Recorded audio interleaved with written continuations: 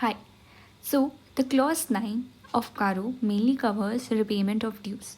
So, repayment of dues with regards to loans, borrowings, etc., are covered here. So, whenever we are thinking about the repayment of dues, whatever comes to our mind has to be reported.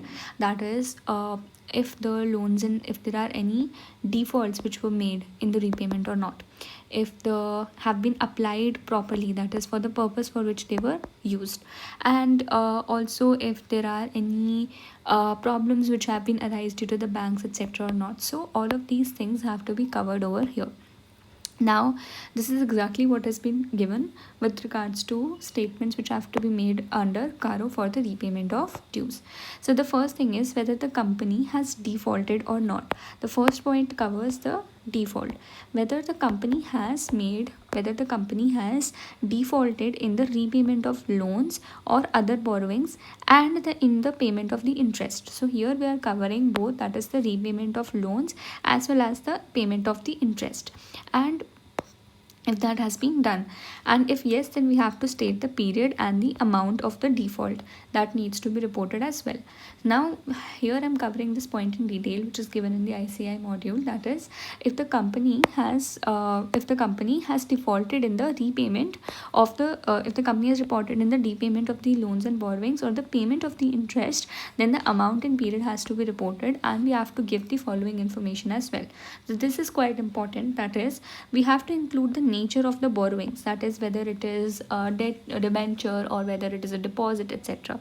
So we have to give the nature of the borrowings including debt securities. So debt securities would mean preference shares. Now we also have to give the lender's name, and if the lender is a bank or a financial institution or a government, then we have to give lender wise details. Then we have to give the amount which is not paid on the particular due date. So amount whichever is not paid on the due date has to be given. Now if this amount is a principal or an interest, also needs to be specified, and the number of dates for which the delays in the payment, like for the number of days for which this was delayed or remains unpaid. So these last 3 points are mainly regarding the payment and the default due date. Then we have, if we revise this, first of all we have to give the nature of borrowings including the debt securities. Then we have to give the details of the lenders, the name of the lender, and if it is a bank or a financial institution or the government, then we have to give lender wise details. Then we have to specify the amount which is not paid on the due date, whether this amount was the principal or the interest, and the number of days for which it is being delayed or unpaid. Now the next part is mainly with regards to willful defaulter. Now this is very important, and which can be asked is about the willful defaulter. Now willful defaulter is an entity which is having the capability to repay the loan, but it chooses not to repay the loan.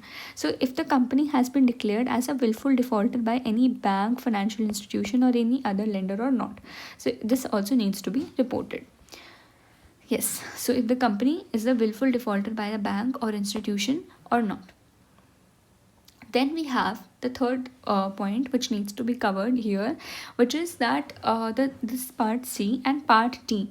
These 2 points are mainly with regards to the diversion of funds. So point C and point D.